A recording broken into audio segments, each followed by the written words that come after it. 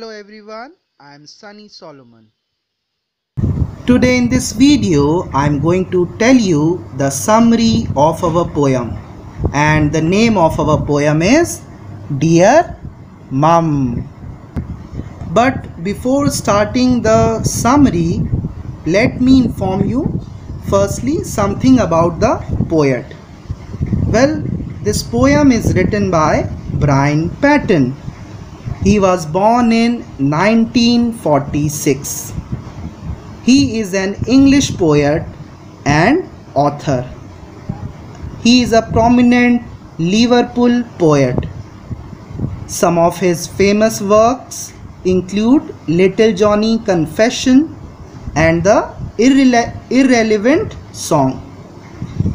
In 1967, along with Roger McGough and Adrian Henry, Patten published a best-selling anthology called The Mercy Sound. So that was all about our poet, and let's start our summary. Well, this poem is about a child's note to his mother, in which the child wants to tell his mother that what had happened while she was away from the home. In this poem, a child himself have done all the mischief, but while writing the note to his mother, he wrote that all the things were done by itself.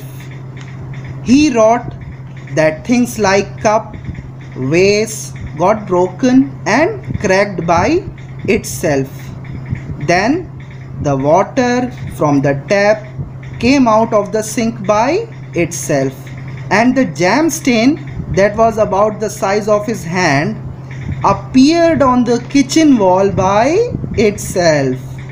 He further wrote that a cat turned on the washing machine and his sister's rabbit got into the garbage bin thinking it as a burrow. After that, he got scared when he saw muddy footprints. Then at the last, he wrote that the canary bird got stuck by itself in the vacuum cleaner.